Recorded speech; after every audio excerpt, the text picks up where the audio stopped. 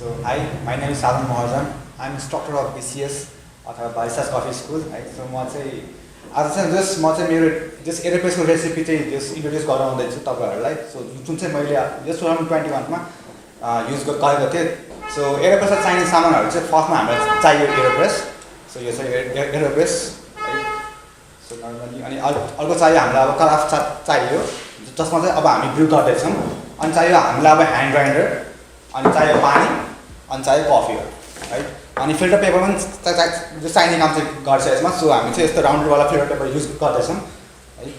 So first म चाहिँ अब जस्ट कफीलाई चाहिँ आफ्नो ग्राइन्ड साइज चाहिँ सेट गर्छु. सो यो चाहिँ अब हाम्रो हिरो ग्राइन्डर हो है. सो यसमा चाहिँ मैले जस्ट 22 क्लिक्समा चाहिँ सेट गरेको छु फर Aeropress. यो चाहिँ अब हाम्रो लाइक एस्प्रेसो ग्राइन्ड साइज भन्दा लाइक 2 क्लिक्स माथि छ. यो चाहिँ मेरो आफ्नै रेसिपी हो. सो जस्ट यहाँ चाहिँ तपाईले जस्ट आफ्नो जस्ट ग्राइन्ड साइज चाहिँ सेट गर्न मिल्छ. म चाहिँ आज जस्ट 20 ग्राम्स कफी लिएर अराउन्ड 150 ml चाहिँ कफी चाहिँ ब्रु गर्दैछु. अनि त्यो चाहिँ म चाहिँ जस्ट इन्भर्टेड मेथडमा चाहिँ जस्ट ब्रु गर्दैछु. बाइ द वे कफीको बारेमा कुरा गर्नु पर्दाखेरि चाहिँ त्यो चाहिँ अब हाम्रो लमजुङको कफी हो. अनि यो चाहिँ जस्ट वास प्रोसेस भएर आएको हो र यो चाहिँ अब हाम्रो मिडियम लाइट रोस्ट चाहिँ हो.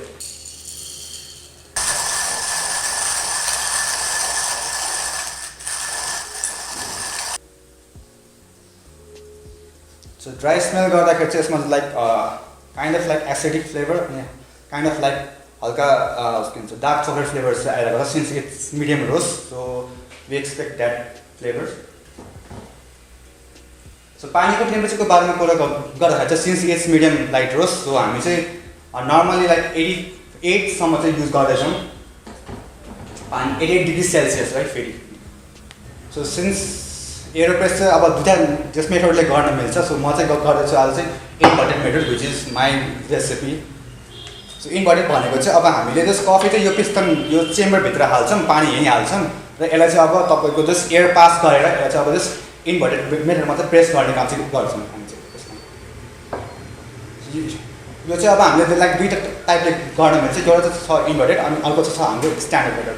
सो मेरो वाला चाहिँ भयो inverted method. Let's talk about filter paper पनि है. सो फिल्टर पेपर चाहिँ हामीले सिङ्गल युज गर्दा पनि हुन्छ डबल युज गर्दा पनि हुन्छ. सिन्स मेरो जस्ट रेसिपीमा चाहिँ मैले just double filter paper use गरेको छु without rinse so that I can get clean cup in it. So यो चाहिँ अब हाम्रो फिल्टर पेपर भयो. म चाहिँ दुईवटा युज गर्दैछु र यसलाई चाहिँ म जस्ट नभिजाइकन चाहिँ युज गर्छु किनकि जस्ट भिजायो भने चाहिँ सायद मेरोमा चाहिँ जस्ट टेस्ट प्रोफाइल चाहिँ चेन्ज आउने भएको कारणले चाहिँ मैले चाहिँ जस्ट नभिजाइकन चाहिँ युज गर्न लागेको छु. सो मेरो पानीको टेम्परेचर चाहिँ जस्ट 88 डिग्री सेल्सियस पुग्यो. सो म चाहिँ अब जस्ट फिल्टर पेपरको लागि चाहिँ जस्ट रेडी भएर बस्छु. सो मैले चाहिँ just double filter paper use गरिरहेको छु र यो चाहिँ मैले अब मेरो लिडमा चाहिँ हालिदिएको छु र रेस्ट गर्न दिएको छु. र अब चाहिँ म पहिला कफी हाल्छु 20 ग्राम्स. र अब कफी बेडलाई हल्का सेक गरेर कफी बेड सेक गर्छु र tear it up change it ML. So अब चाहिँ म चाहिँ जस्ट ब्रु गर्दाखेरि होल 150 ml नै म चाहिँ अब ब्रु गर्नु एकैचोटि जस्ट पानी चाहिँ हाल्छु र टाइमर स्टार्ट गरेर चाहिँ म चाहिँ हाल्छु. So timer start.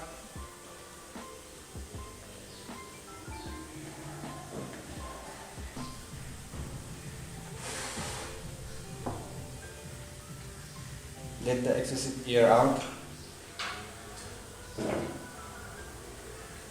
So wait about 1 minute 10 seconds and then press it out in 1 minute 35 seconds.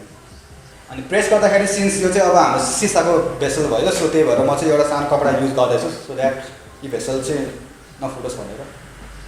Since the timer is done I am gonna press it. Press गर्दाखेरि विथिन 10 to 15 सेकेन्ड यो चाहिँ अब press हुनुपर्ने चाहिँ हुन्छ.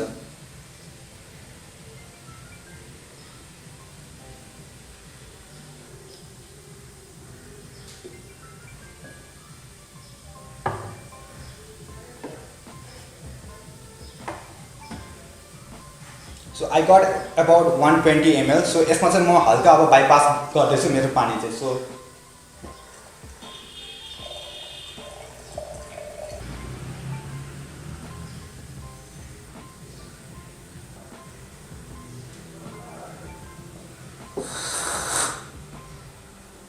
Overall test प्रोफाइलको बारेमा कुरा गर्दाखेरि चाहिँ मेरो जस्ट कफीमा चाहिँ जस्ट हल्का थिक बडी थियो, so that's why I love this recipe so much. Alright people, thank you for watching this video and I hope मेरो दिस रेसिपी तपाईँहरूलाई जस्ट मन पर्यो होला. So I just give it a try मेरो रेसिपीहरू. अनि thank you for watching this video and do comment down below if you have more question about